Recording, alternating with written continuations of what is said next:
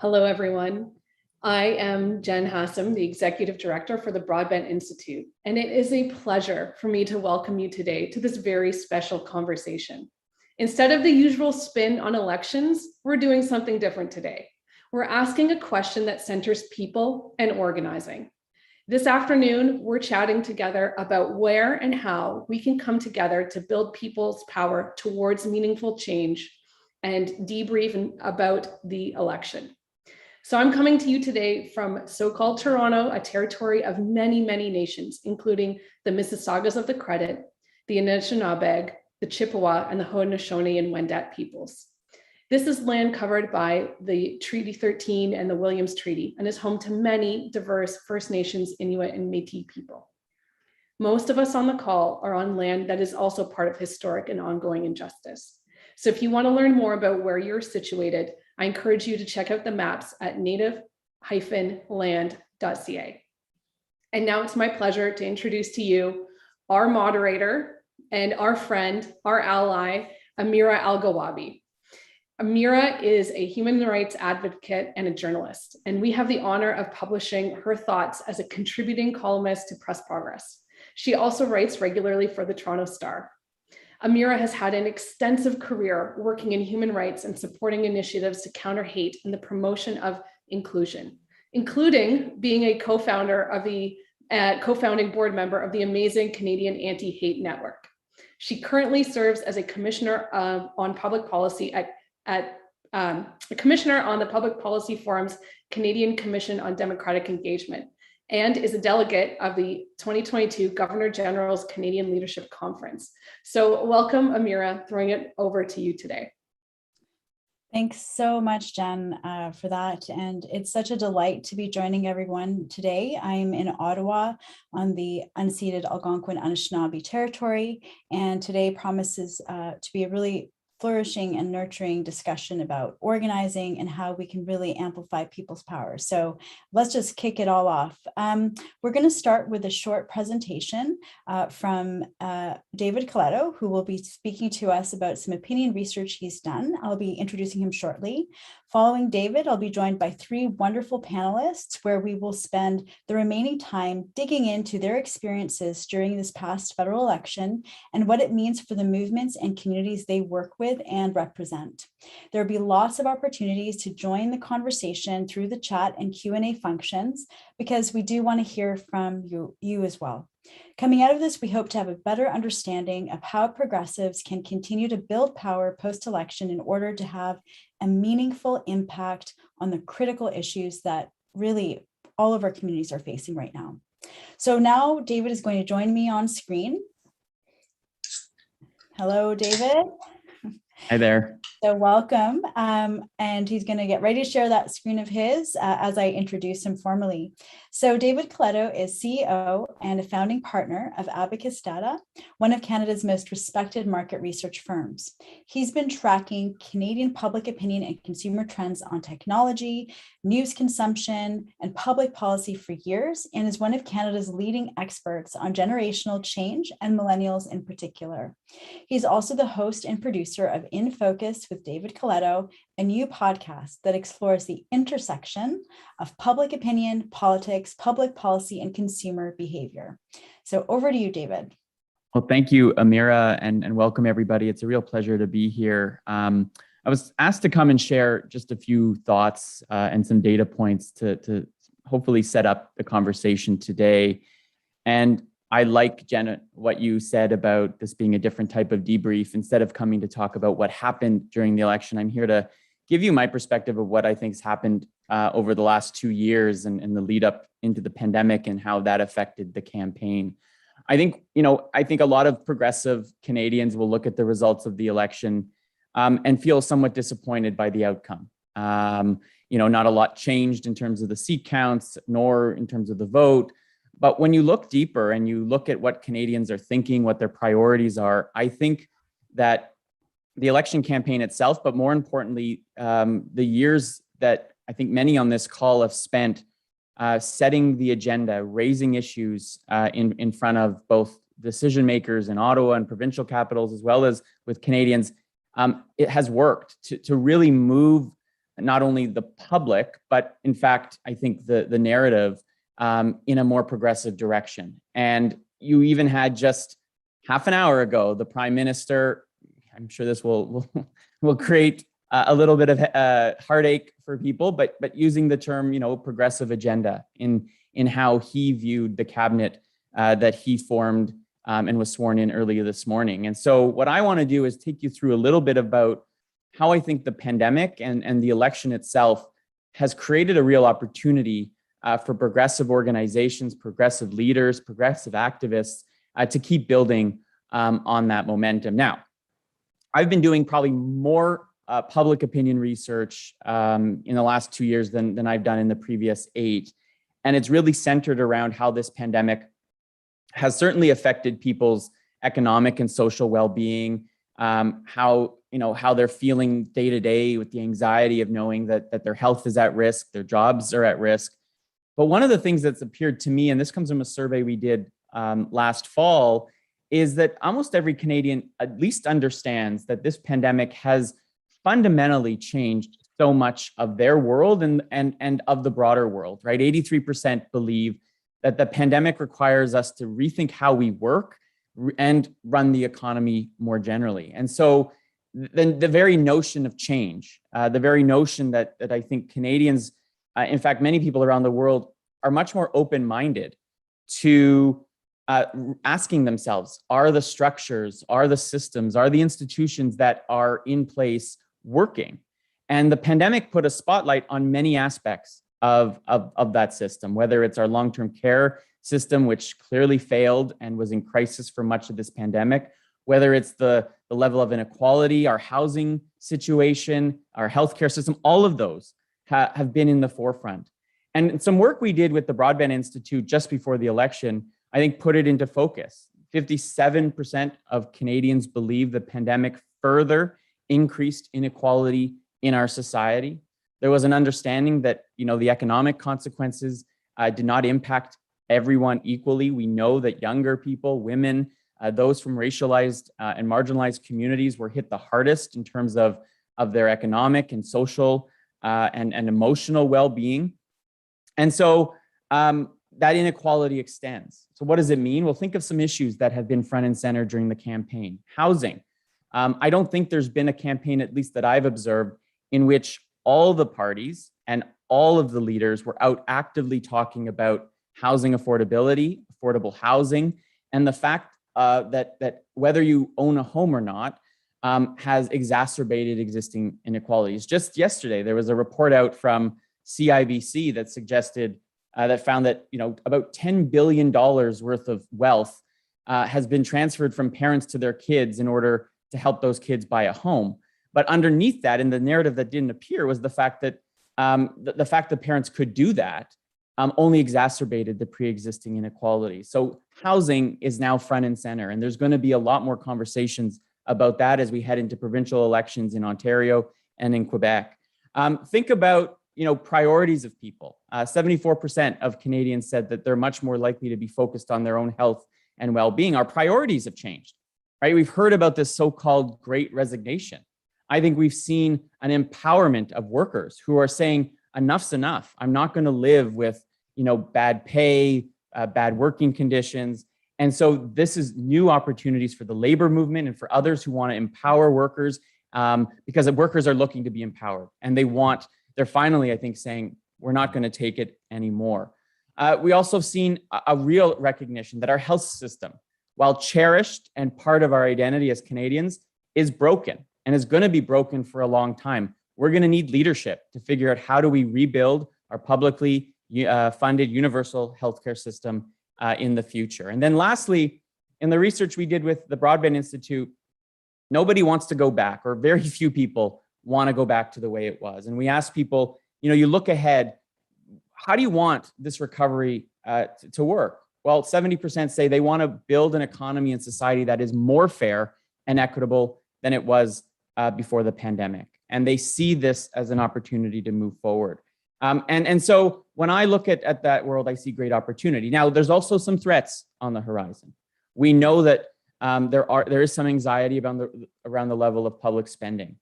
those on the right and those organizations that have waited, I think, are sort of lurking to bring back questions around austerity and the fact that we can't afford to see the kind of progress that Canadians want. And so there's going to be, I think, a lot of conflict, political conflict in the months and years ahead as we try to figure out exactly where we're going from a broader public opinion perspective. So to recap quickly, I think the pandemic reoriented the public's priorities and expectations about what government can do and what's important in their own lives. I think we see a new focus on housing inequality and healthcare that was there before the pandemic, but simply was intensified and amplified.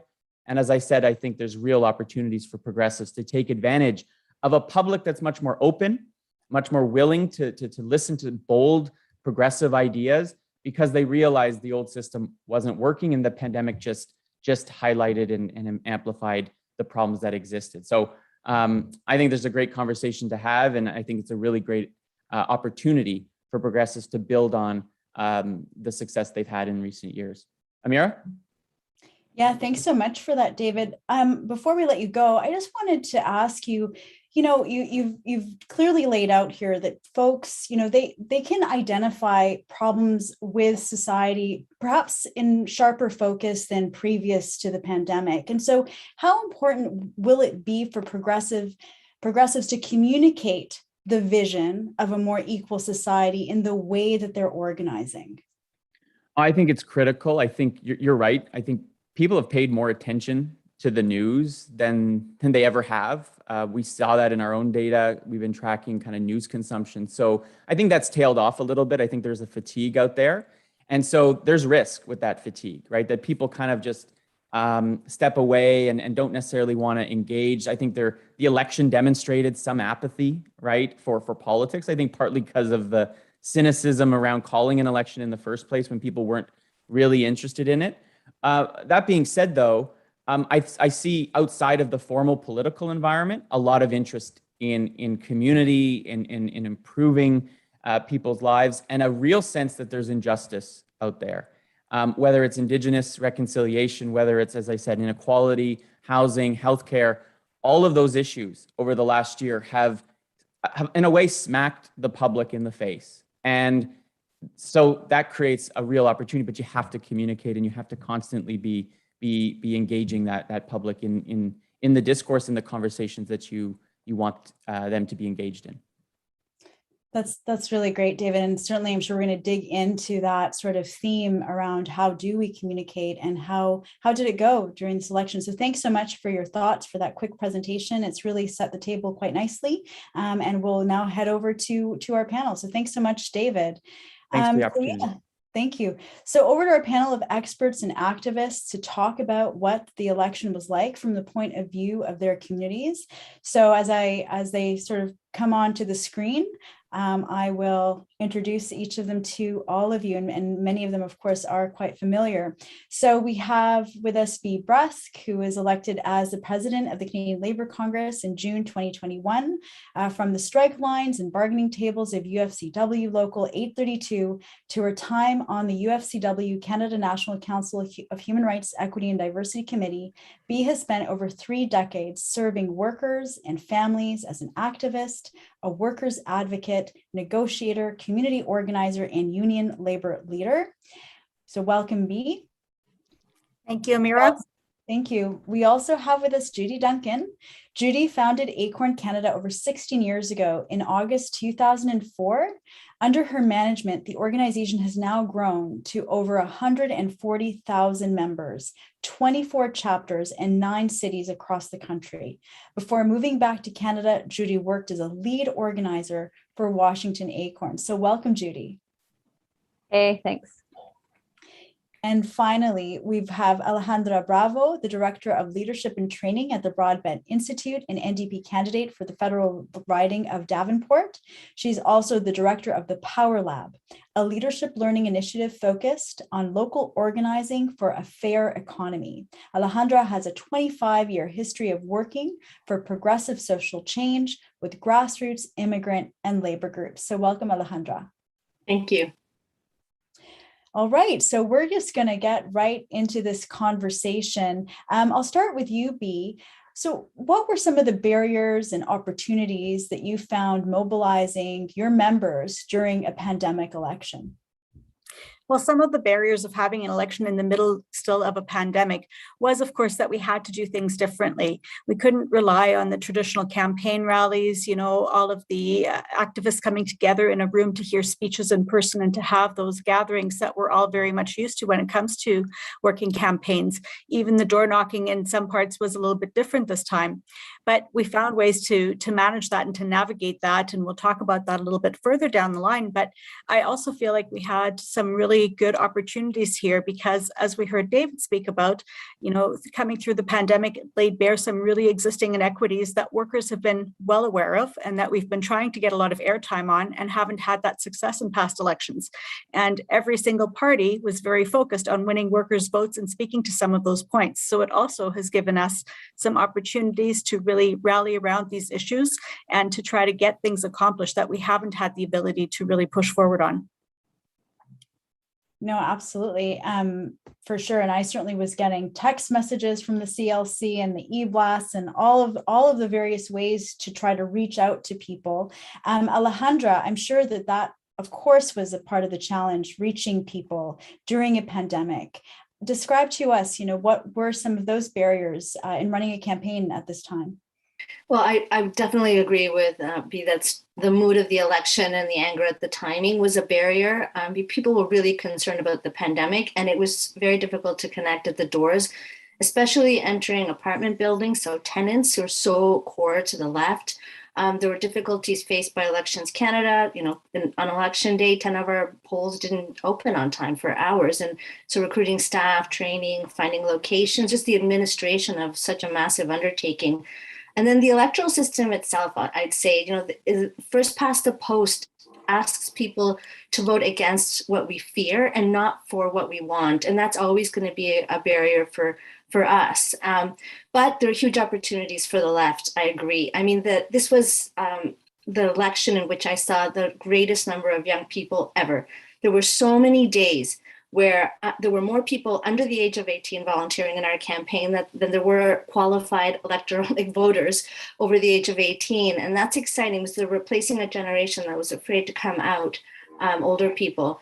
I think it's about the kind of consensus, I think, socially that we've reached in this country, like the climate crisis, absolute top of mind for people, the housing crisis, and across party affiliation, polling has found, including by David Coletto, has found the need to tax the rich to invest in people. That's a huge shift in political public opinion in this country. There's growing awareness, and by way of my own line acknowledgement, I'll say that in Davenport and I think across the country, there's growing awareness about the debt we owe Indigenous people in this country and that it's time to actually take action. And I would say as well that, there isn't a really crystal clear mandate for this government. The Liberals, again, lost the popular vote. There were only two parties that increased their vote. That was the NDP and the PPC, which I'll come back to.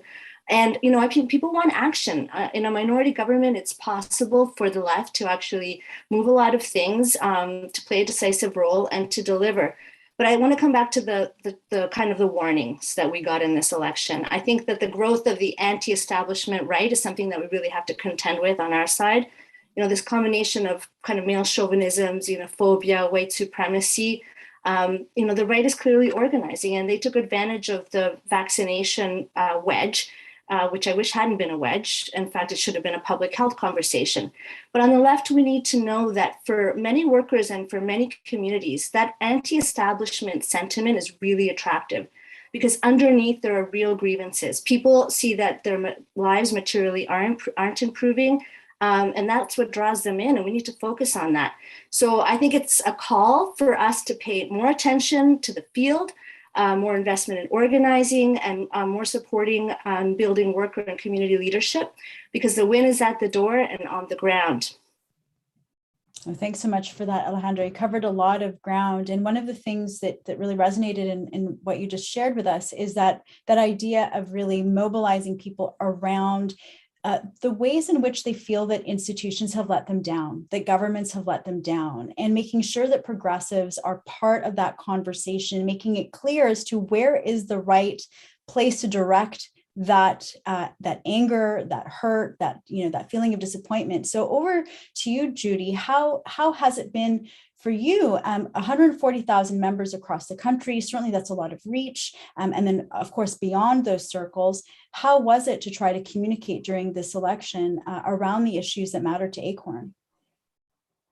I mean, the one thing I found really surprising around this election is, like, throughout the course of the pandemic, we found from an organizer's perspective that people were way more engaged. People wanted to engage. They're mad about issues.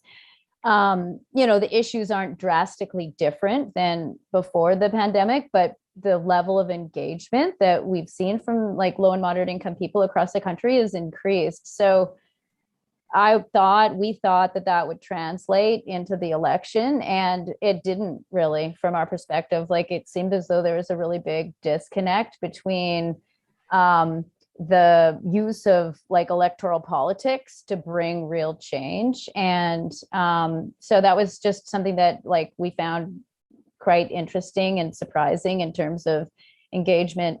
And I mean, that's definitely the People's Party and the right kind of tapping into the anti-establishment feeling, which is very legitimate for low and moderate income people, and actually like twisting it into a way that, maybe a lot of people wouldn't have expected. But, there's so much animosity and anger towards the establishment that it's easy to twist that. And I mean, we find that the establishment is generally, when you look at the campaigns that we work on, are like corporations that are, exploiting low and moderate income people to make massive profits. And the anger came out in a lot of ways towards the health department. So anyway, that was just another surprise that happened during the pandemic. But moving forward, there's big opportunities. And I think one of the biggest ones that, we're always looking at is, people want to participate like 12 months a year, 7 days a week, and not just in an election. And so I think that we need to kind of look at it the other way around, and not how to use people to like win a progressive or left-leaning government, but how do we actually like work with people to actually win the issues that they want to work on. And, and then we need the progressive and the left-leaning governments to actually like move forward and actually do what the people want. And so if we come at it from that perspective and work on these issues all the time, I think we have a huge opportunity. So let's just pick up from that, Judy, around the idea of the opportunities that sort of arose out of the learning from this pandemic election. Let's hope this is the last pandemic election that we go through in our lives and in the future. But are there any sort of lessons that we can certainly take away from this experience in terms of that level of engagement that Judy and B as well, Alejandro, you all touched on? There was more emotion, anger, whether it's anxiety. Obviously, we're going through a massive public health crisis. We have the climate crisis to contend with, which is overlaid on that and creating, again, a lot of anxiety. And of course, just, seeing the precarity of work and employment and labor, and just people just really being worried for themselves, worried for their families. So maybe bringing it back to you, B, I mean, coming out from that, and as we, the coming election, whenever that's going to be, and until then, what are the lessons that we're taking away here that we're going to start building upon? Well, I think the reality is that most workers who aren't impacted by things like being in a public-facing type of workforce don't necessarily understand the fear that some workers in the service sector and hotel and industry and retail restaurants and those kinds of things have to deal with on a daily basis in terms of interacting with the public, right? And those workers not having access to PPEs in the early days of the pandemic, right? Those workers not having access to clearly outlined policies and not necessarily being being helped by their employer in terms of distancing, masking rules, and those kinds of things, and not having access to paid sick time, right, endangering themselves and their family members, those things finally resonated with workers who don't often spend time thinking about those issues, and with the rest of us. And so it gave a lens to the issues that many workers are all too familiar with, but that the rest of society doesn't often think about. And so the opportunity is to build on that recognition and to make sure that we're keeping those issues like paid sick time, making sure we have access to childcare, making sure that we have good labor legislation so that we have predictive scheduling, so people aren't having to work in 2 or 3 different long-term care homes in order to get enough hours to pay the rent. Those are things that we need to make sure we keep front and center so that in the non-pandemic times, we don't forget about those, and that we continue to push our provincial and federal governments on good legislation that are going to have an impact for those workers and for their communities. No, I think that's such an important point, B, too. Like when we think about, hopefully when this pandemic is behind us and things will they go back to normal? Nobody wants normal. Nobody wants what it was before. And it was really because of almost the lack of awareness that, as you mentioned, workers who were not necessarily facing those types of risks, who could stay at home and do their work from home, or did not have such precarity in their lives, did not have to worry about some of the real health risks that people were going through in order to help all of us get through that. And so, Alejandra, when you were speaking to folks, that awareness, I think, around society as being more than just my life and my day-to-day, but a broader swath of people are responsible for helping me get through this world, right? And it's the workers on the front line who are taking care of our grocery lists and making sure that we have stacked shelves and that there's enough toilet paper for everyone at the start there, right? So how do you think that that's really going to translate in being able to sustain that level of awareness in terms of further organizing as we see, hopefully, things going back to some kind of normalcy, but to a better state than what we had before?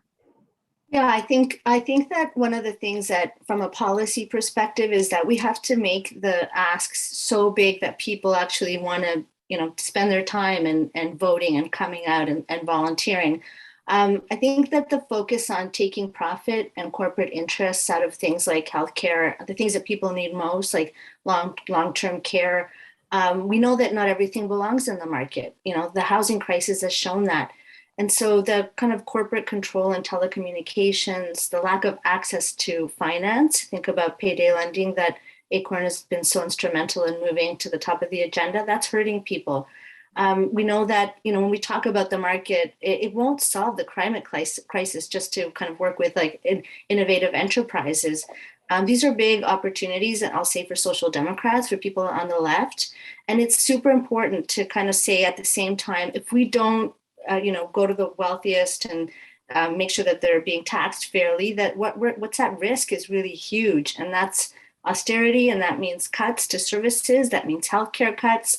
So I think that to be really upfront with people, not just to say, here's hope, but here's also what's at risk if we don't collectively organize. And in terms of, I think what happened in the election is people's expectations were raised. Like when we're talking about people wanting action on climate, on housing, on Indigenous rights, they want dental care and pharmacare. Those are really tangible things that are the major things that unite us in this country.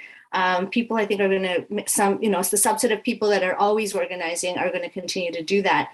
I'll say, though, that an election it's always an opportunity. If political parties, people that work on electoral organizing understand that people are at home, they have power, right? They have inherent power, and we can build that sense of agency and power by organizing. And that's what Acorn does. That's what unions do.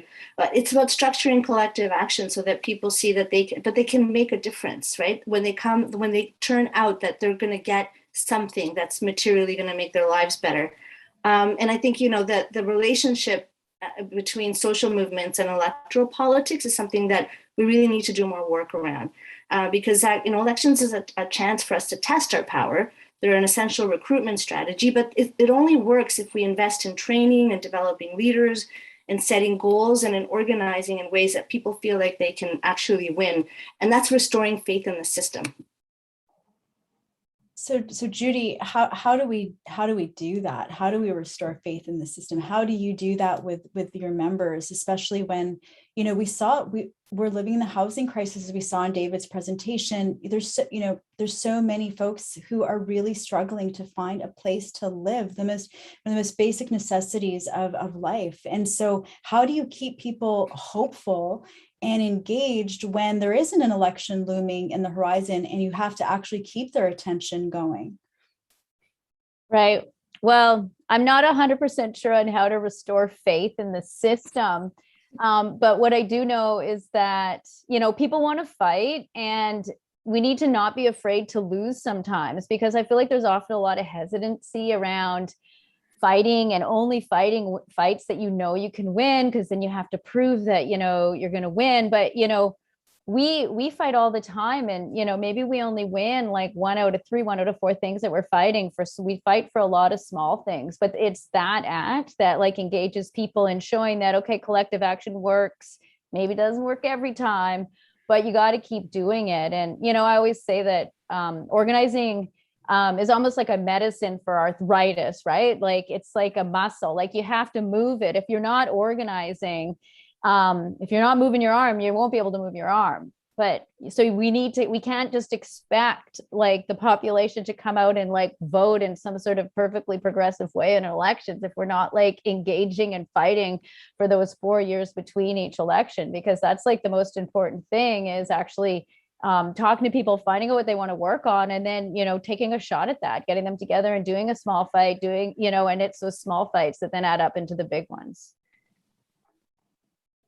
No, I mean, absolutely. And these are the challenges, right? These are like the perennial questions that come up all the time. How do you keep people engaged even when the fight seems to be too big? Maybe it's breaking it down into smaller wins. And how do you reach people where they're at, right? Because, you know, I remember a term that I learned at the CLC, the ladder of engagement, right? You know, you have to help people go up a ladder of engagement. Some people will never go that high up on it. Maybe they'll sign a petition, maybe they'll send a message to their friends on Facebook, and that'll be it. There'll be others who are ready to go, you know, with Alejandra out and door knocking, or with their local union. So it's a real varied bag that we have to deal with, and we have to, again, reach people where they're at. So we're gonna do that with our audience right now, reach them where they're at, and turn to them to ask, you know, what are some of the things that people are hopeful for coming out of this past election. If folks want to just put in their thoughts in the chat, we'll come to those, and tell us, you know, what was hopeful, you know, what can we learn from this experience. And as we give people a chance to populate the chat, I'm actually going to take a few questions as well that we've received. So there's an interesting question coming to us from Prati Bregman, and she's saying that, or they're saying that the engagement is good, but not enough. I'm a dual US Canadian citizen. They write, the extremists in the US are taking over school boards and health units. Is anyone taking on or recruiting progressives to challenge every election to stop before, you know, I guess those are on the right are taking control, because they can terrorize board members to open seats? So essentially, how does the progressive movements and those who are trying to push for progressive policies at various levels of government, how do we ensure that they're participating in all of these systems? So maybe B, I see you're nodding there. Any thoughts on that? Yes, absolutely. Firstly, I do want to just take a step back and say that the only way that we can build people up in terms of wanting to engage is to win their hearts and minds, because people are motivated to participate when they feel welcome, when the message resonates with them and they can relate to the message, they can see themselves reflected or a family member reflected. So it's incumbent upon all of us, when we want to actually engage anyone, workers, you know, seniors, whoever we're trying to engage, to actually reach out in a way that touches them in an emotional type of way. So that has to be the priority. And quite frankly, the issues that we're all facing are emotional. They are job security. They are climate change. They are, making sure that we have space and long-term care where our seniors are going to be taken care of in a positive way, right? And so, we need to always keep that front and center in mind. And then we need to actually make sure that they feel welcome, that they know that we want them to participate. And it also means that we have to look at every single aspect of elected office, everything from school trustee to prime minister, right? We need to make sure that we are engaged at every single level, because school trustees have a tremendous amount of authority in terms of how our children learn, what classroom sizes look like. Those things are just as important as the federal election in terms of real meaningful, issues for our families. And that means that we have to talk about them as though they are important, because they certainly are, and to talk them up and to find ways to get engagement around that, whether it's within a union local on the ground or whether it's within, a provincial organization or even at the CLC level. No, and it seems, that what you're saying, B, was just shared by Olivia Chow, who's also watching, and she wrote in the chat, issues don't move people to vote for a party. Values, gut emotions do, right? Go for the heart, not the head necessarily. So, that idea, and that's often a challenge, is it not, Alejandra or Judy, to either of you, to we have all the stats, like the numbers don't lie. We can explain inequality pretty simply, and I'm sure David would agree with me, through charts and pie charts and percentages and all this sort of thing, but that doesn't necessarily move someone to make a decision about who they support. So how challenging then is it to actually reach people's hearts versus, what we might want to do is just look at the numbers, look at what's happening in our country. How do you balance that? Maybe I'll go to Judy and then Alejandra. It's an interesting example to say, look at a school board and, a right-wing movement to take over a school board in the States, for example. What a great opportunity to go and talk to all the parents in the region about, what they want to see in their school district, and, and what's the vision to get what they want. So I firmly believe that if you actually have a real conversation with people about what's their issue, what's their solution, what's a vision for change here, and you talk with them about what the vehicles are for winning what it is that they're bringing up, that you can actually, create a small movement within a school board to actually, get a school board trustee elected that's actually going to fight for the interest of your child and not for some sort of, charter school or whatever the issue is down in the States. So yeah, I think that we need, it's not like organizing is easy, right? We need to get away from thinking sending 5, bulk emails out is actually going to organize a community. We need to talk to people, and we need to, get people together and help them work through making group decisions and go through the strategy and listening to what people's ideas are and, planning from there. So it's a lot of work, and I feel like we have a lot of work to do, but I think there's an opportunity and we should take it. Alejandra, do you want to add to that and maybe speak to there's a level of privilege though too, to be able to have these conversations and participate, especially during a pandemic when many of us are doing this through Zoom and not everyone has access. So maybe talk a little bit as well about that, Alejandra, how we reach people who don't necessarily have that type of privilege. Absolutely. I think that, the phones and the door were absolutely essential, and talking to real people one-on-one, and as a candidate and with some very well-trained volunteers, and we were able to do that effectively, I think, despite the barriers. But I think there's kind of a tension here that's important to identify. On the one hand, yes, we have to reach people on the gut level, but the gut in Canada is so diverse. What people value or believe or think in British Columbia or Quebec or in different parts of, rural, urban, that, it's not that simple either. And I think that what we're doing when we are on the left is holding some space for principle and pragmatism. So a vision big enough and bold enough that it's going to motivate people to actually overcome what they've learned, which is that, voting maybe doesn't make a difference to them, or that, that their opinions don't matter, to overcome those existing sort of barriers and the conditions that aren't very propitious for people in this country who are working class, who are living with low income, who are tenants, who are racialized, who are indigenous. So we're overcoming some significant barriers to access and to trust, right? So the vision has to be bold enough, but at the same time, we have to hold space for pragmatism. So we have to be able to say, okay, this is what the big stuff we want to do, and this is how we think we're going to do it. And I think political parties should work very closely with social movements, because a lot of the work of kind of figuring out a policy is being done by people who are housing experts, who are climate experts, and that work has to be done way in advance. I'm not saying it's easy, like Judy's saying, it takes a lot of resources, but the really good slogans and really good communications are very much at the end of this process, and it doesn't necessarily help people who we need to turn out in big numbers to vote, to have to believe in that particular moment. And so I think that leading into that work and identifying how we're going to, have some conversations, not in public, not on Zoom, to build some trust between people that are doing electoral politics, labor politics, climate, housing, is going to be essential moving forward. I think ultimately what we're talking about is having a more democratic economy. Like if you are participating democratically, then you should be able to see your economic situation improve. And that hasn't happened in this country effectively since the 80s. And that's what we're really contending with right now. No, absolutely. And we're not having any issues with engagement on our chat. I'll tell you that much. It is wonderful to see. We have, I think, over 250 people who've joined us today. And boy, I'm just seeing so much happening, so much activity and lots of questions. And there's a few themes that are emerging. And so maybe we'll try to tackle a few of the different themes that are coming up. So a few around proportional representation, which is, again, another one of those perennial issues that keeps coming up. Alejandra, you had mentioned it at the outset, and we've got Avril Torrance, Robert, Janet Hudgens, all asking about this topic. And one comment, we seem to want proportional government.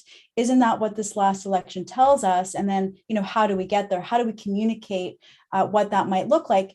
However, though, I have also heard that with a proportional government, we would have seen the PPC take a lot more space. And Alejandra, you also touched upon that. So maybe some reflections then about our democratic system and what are the thoughts coming out of this election? Well, I think, to say that the PPC would have seats as an excuse for not doing an electoral change that would actually enfranchise people is really, it's lazy. The reality is that Maxime Bernier was within a whisper of being the leader of the Conservative Party of Canada, which is a mainstream party which has formed government many times. So they're either in the tent or they're not. I think having a more scrutiny around a political party like the PPC, because if they had a chance to win seats, we would look a lot more under the hood. And there are people that came out to support that party because they were pissed off at the establishment, at the elites, at government. They don't feel that they can trust. They haven't, they're struggling to pay their rent. They don't feel like they have rights at work. That's a serious problem that we need to contend with. But I think that the reality is that every kind of excuse that we've had in this country for not doing the electoral reform and moving to a proportional system, which was, by the way, promised by the Liberals about 100 years ago for the first time, is that it's public opinion is moving. 5 years ago, it was sort of 50% of people were in favor of proportional representation. We're now above 60%. That's some significant change, and we need to lean into that. It's the most common system in the world. There are different versions of it. It's the most common system in the OECD. And, a lot of the problems that we can't address around climate, around housing, around human rights, it's because we are structurally beholden to a system that kind of hyper privileges the center. And the reality is that the center just upholds a status quo. And what we want to do is actually change the way that systems and structures work in this country. So we're going to need to make sure that every person's vote counts. And frankly, it's a lot of people just stay at home if they know that what their heart tells them, they can't vote for that, or it won't make a difference in their riding. And that's really a dispiriting problem. It's a structural problem. Judy, did I see that you wanted to get in on that one? No, you're good. Okay, well, over to you, B. There's quite a few questions, related around strategic voting, as well as thinking about, how do progressives increase the representation in government with the current system that we do have? What are some of the ways to bring folks together and do better at the polls? Well, I think first and foremost, we need to make sure that all workers go out to vote, right? And we know that workers are busy. Many are working multiple jobs. Many have, challenging schedules, childcare, family care, all those kinds of things. But first and foremost, making sure that every single person who can get out to vote actually goes and does it and feels compelled to, feels passionate about what the issues are, and that they feel that they have a stake in it is first and foremost what we have to do. And so I think as Labor, we have a lot of work to do in that regard. We also have a lot of work to do in terms of making sure that we have candidates right across the spectrum in every nook and cranny of Canada that represent our values and that we feel a connection to, and that have a connection to that community, so that you again have that positioning of wanting to go out and support that particular person who came and knocked on your door. But I want to pick up on something that Alejandra said, and that's the issue of the right-wing extremism, because we are extremely concerned about that. When we see the percentage increase that Maxime Bernier's party got, it concerns me significantly. And it concerns me also that the simplistic messages that party spews resonates with a lot of folks, because it's an easy to understand message, and people do feel disenfranchised. They do feel left behind and forgotten about. And so we need to find ways to reach out to those disenchanted and disaffected communities to actually bring them around to understanding that voting in their best interest is not voting for the extreme right. And it's not going to those lengths to buy into that simplistic type of message, but to actually looking at what the problem is, what's causing them to not have a good job, what's causing housing that's not affordable for them, what's causing some of the issues in terms of lack of access to healthcare, and addressing those in a more meaningful way than buying into a simple message. And so that's a challenge for all of us to have to navigate and manage. I wonder too, just be thinking about what you mentioned. Yes, many workers struggle even to go vote, but we also know that many voters, as you mentioned, are voting for parties that don't necessarily, as we know, truly represent a progressive vision for what Canada should be. So how do you bring and unite workers behind that vision? Absolutely. We have to recognize that some of the very workers that unions represent also vote in a way that does not benefit them at all. And that's a challenge for us in the labor movement, to find new ways to speaking to our members, new ways to engaging our members, and to, first of all, build the understanding of the importance of the labor movement, of what we do, but then also taking it to that next step to building that level of engagement in terms of how political action impacts our daily lives. Because so many workers, so many people in the public that you speak to will say to you that voting doesn't matter because they're all the same. We've all heard these things, right? They don't necessarily make the connections of how it actually impacts their daily life, and they've forgotten or they've given up on participating in that way. And so as a labor movement, that is something that we're going to be working on in between elections, to build up that capacity, to build up that understanding, and to make those that outreach on a regular and consistent basis by looking at what the issues are and framing them in easy to understand ways, and to work on building that buy-in. Absolutely. And I think that's a challenge. Alejandra, did you want to jump in there? I'm dying to say that I'm excited to hear what B is saying, and I agree. But I would add that it's important to meet people where they are and not bring a kind of sense of, oh, I know better, or I'm going to tell you, you're going to get told. Because people sniff that. They think it's inauthentic. They know, they think you're full of it. And having like really meaningful one-on-one conversations, 1 to 10, 10 to 100 is the only way that we're going to actually know what people actually will fight for, as Judy said earlier, because it has to feel like it's organically coming from the people that are going to benefit. So having policy conversations and making decisions on top of people and not asking them to take any kind of role or to lead is not a winning strategy. The other thing I think is in this time, and maybe it's just been exacerbated by the pandemic, or maybe we're very influenced by politics in the US. There are a number of reasons, but we focus a lot more on communications, on digital, on how things look, on the soundbite. And that can be very helpful when you're, when the other part is already in hand. But I feel like in general, across a lot of different systems, from parties and potentially also from labor and from not-for-profit organizations, we stopped investing as much in relationship building, stakeholder relations, that what Judy does, which is organizing, figuring out how we can support that kind of organizing. For us, it was like one-on-one conversations. And I talked to many people who all were virulently anti-vax. Some of them were angry that we were wearing masks at the door.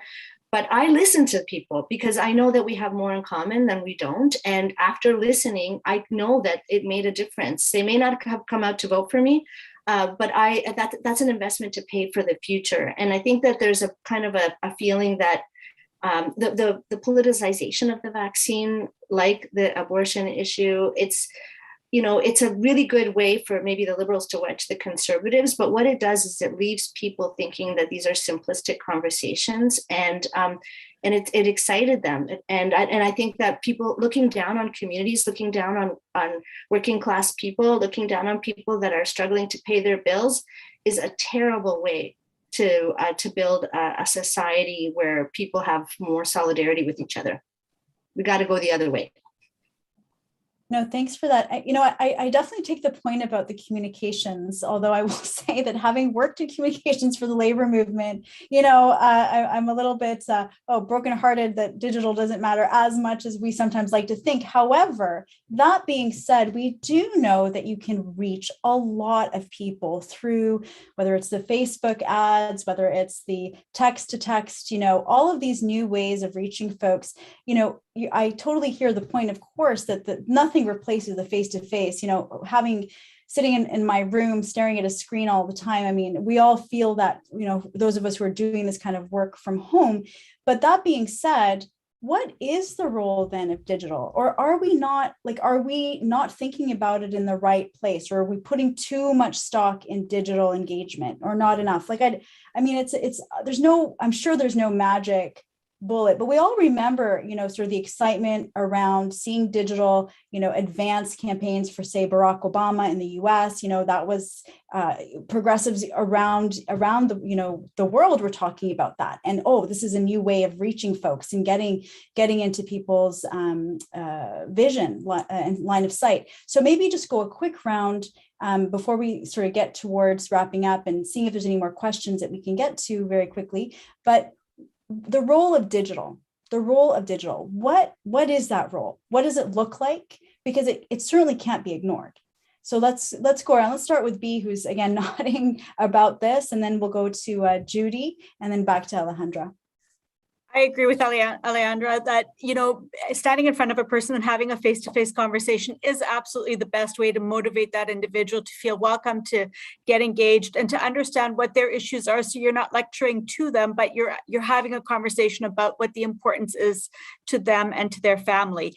That first and foremost, that's a given. However, I absolutely believe that there's a huge critical need to also do the digital work. And we have seen that does help people move up the ladder of engagement, in the sense that it's an easy first step for them to take if they're not necessarily comfortable having those one-on-one conversations, if they're not comfortable talking to their MP, for example, if they're not comfortable doing some of those other things that we're going to ask them to do further down the road. It's an easy first ask. And it also makes you feel as part of a community because you're seeing your friends also participating on that social media piece. So it is an absolutely critical piece that we need to still utilize and to expand on. Yeah, I mean, I would absolutely agree. Like, we can't ignore it, and it has huge potential to, communicate with a large amount of people with a lot more ease than doing a face-to-face or phone engagement. But for a lot of the deep conversations that you might want to have with people where you're really listening to them, and that's, I find a lot, especially when you get into talking about like the anti-establishment critiques people have, that it's really important for listening that you do like layered on like face-to-face and listening to people, because there's such a huge problem with the corporate control with over a lot of the policy agenda. A lot of the policy agenda has just been a complete failure when you look at things like banking, and that's very real for people, and it really hits their pocketbook. So yes, digital is super important, but it can't be done alone. Yeah, I want to totally agree with that. I think that it's great for prospecting. It's great for, casting a really wide net. But there has to be an integration, a strategic integration with how do you move people up the ladder? And I would say that a lot of that has to do with training, investment in leadership development, which we don't do enough of in this country. I mean, did Barack Obama win because he had 1,000 people working just on Facebook? Probably not. It did help, but there were other relationships that were brought to bear. And I think that if you think about where the wins came for Biden or where Trump was defeated in the US, there was deep organizing there. There was like mobilizing of Latino voters, by Latino organizations, of African-American voters who are deeply embedded in communities. And what they did is actually turn out people that hadn't voted before. So I think what we need to use digital for is to prospect among people who are not currently engaged, and then figure out how to move them to action by actually investing in there. And not think that it's going to, because digital doesn't close, right? Doing an action closes. 100%. 100%. So as we kind of get towards sort of wrapping up this really great conversation, always goes by so fast. I just want to, think of going towards that next election that will be on the horizon whenever it happens. To each of you then, what will it take to have the kind of politics that feels representative, that people of all backgrounds, classes, race, ethnicity, sexual orientation, gender orientation, that all of us feel invested in the kind of society that we want to vote for? What is it? What did we learn from this election that can help us move closer to that type of inclusiveness in our democratic system? I'll start with Alejandra, and we'll wrap with Judy. I think the only way to build that is to speak to the fears, but also to the dreams and aspirations that voters have. And so, looking at the communities that are impacted by climate change, where you have, one type of employer that's going to be leaving that particular area because of climate change issues, and because they're no longer going to be utilizing, whatever work that they're doing, we need to make sure that workers don't feel left behind. There is a lot of fear out there, and fear motivates people in many ways, sometimes positive, sometimes negative. On the negative side, it goes to the extremism. On the positive side, it can be a vehicle for change, but only if workers see themselves represented within that move of change, right? And hear their voices within those changes that we're advocating for and that we're pushing governments for, and with us coming up with some solutions strategically with the very workers that are impacted. So working together and having good communication and having a plan has to be a part of that. I want to say ditto, B, and add that, in our election campaign, we committed to not just wanting to win an election, which we came pretty close, but not all the way, but we wanted to build a movement. And so we're refocusing immediately on convening our volunteers, listening, learning from their experiences, asking them what motivated them to come out and canvass over and over again, and then take that and focus on doing more outreach, focus on training them to be leaders and to lead others, and mentoring these emerging activists, organizing and mobilizing, and never stop pushing for urgent and ambitious policy transformations in Ottawa. I think that you have to start immediately after Election Day, and we have to make the connections that are more robust with groups like ACORN, with organized workers, and build relationships. And one thing I would say that we haven't discussed is I live in a very multilingual riding. We have to speak to people in their languages about the things that they care the most about, so we can build some trust. Yeah, I guess in closing, I think, if there was a takeaway, it's to think more deeply about the distinction between mobilizing and organizing, because those are two very different things. And I don't know if a lot of people think about the difference between the two of them. And, moving forward in between elections, let's do as much organizing as possible. Thanks so much, everyone. so much energy in this discussion, and I really hope that we use the energy that we've seen right here as well as on the chat towards doing just that. So a big thank you to each of you for taking the time to join us.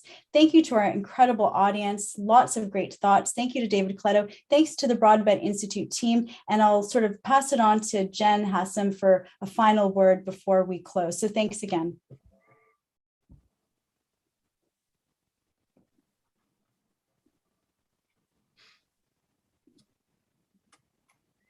Hello, I can't get my video going, but I'll just thank once again our moderator, Amira Al-Gawabi, our panelists, B, Alejandra, Judy, and of course, David, and everybody in the chat. My goodness, I have not come away from a Zoom meeting with this much energy before.